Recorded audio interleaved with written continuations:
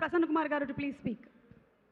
అర్జున్ గారు ఆయన first direction చేసే సినిమా నేను మెడ్రాస్లో స్టూడియో లొకేషన్కి వెళ్ళి నేను చూస్తే అక్కడ నేను లొకేషన్కి వెళ్ళకముందు అర్జున్ గారిలో ఒక హీరో చూసా. కానీ లొకేషన్లోకి వెళ్ళిన తర్వాత నేను చూస్తే ఒక సాధారణమైన కార్మికుడిని చూసా. ఆయనే ఒక డైరెక్టర్గా ఉన్నారు, ఆయనే ఒక ఫైట్ కంపోజ్ చేస్తున్నారు.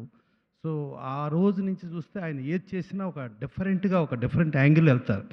ఇవాళ చూసుకుంటే ఇవాళ మామూలు జనరల్గా చాలా సినిమా ఫంక్షన్లకు వస్తాం, సినిమాలు సినిమాటిక్గా ఉంటాయి. కానీ ఇవాళ రియల్ హీరోస్ అని చెప్పి నేచర్ లవర్స్ని, అలాగే ఒక డాక్టర్ గారిని, అలాగే మనం ఇక్కడ హైదరాబాద్లో ఉండి మనకు తెలియదు, బట్ అర్జున్ గారు ఇవాళ ట్యాంక్ బండ్ శివ ఆయన చెప్పారు. అలాగే మనం ఇక్కడ ఉండి తెలంగాణలో ఉండి మనకు తెలియదు, మన సత్యనారాయణ గారు చేసేది చెప్పారు. ఇలాంటి రియల్ హీరోస్ని పరిచయం చేస్తూ ఒక పాజిటివ్ వైబ్రేషన్స్తో ఆయన ఇందాక చెప్తున్నారు, పంచభూతాలు ఆ దేవుళ్ళు వాళ్ళందరూ ఇది కూడా 100% వాళ్ళది ఇది ఉండాలని చెప్పి అన్నారు. సో అవన్నీ ఉంటూ రేపు 14వ తారీఖు సినిమా రిలీజ్ అవుతుంది. అంటే వ్యాలంటైన్స్ డే అంటే లవ్, ఈ సినిమా సీతాపైన లవ్ స్టోరీకి లవ్ ఇది అవుతుంది. అలాగే 15వ తారీఖు మనకు మహాశివరాత్రి, ఆయన మంజునాథ్గా మనం చేసింది చూసాం. ఆ మహాశివరాత్రి ముందు రోజుతో ఇదవుతుంది. సో అట్టా ఎన్ని పాజిటివ్ వైబ్రేషన్స్ ఉండి మళ్ళీ దీంట్లో ఒక సీరియస్నెస్ ఉండకుండా ఉండటానికి మా కామెడీ డాక్టర్ ఆయన యాజ్ ఇట్ ఈస్గా ఒక పేషెంట్ చాలా డిప్రెషను టెన్షను ఉంటే ఆ పేషెంట్కి ప్రపంచంలో ఏ డాక్టర్ దగ్గరికి తీసుకెళ్ళినా ఏ వైద్యం చేసినా ఏమీ అవ్వనాడు మా బ్రహ్మానందం గారి సినిమా చూపిస్తే ఆయన బ్రహ్మాండంగా ఉంటాడు, ఆ డిప్రెషన్ వెళ్ళిపోద్ది.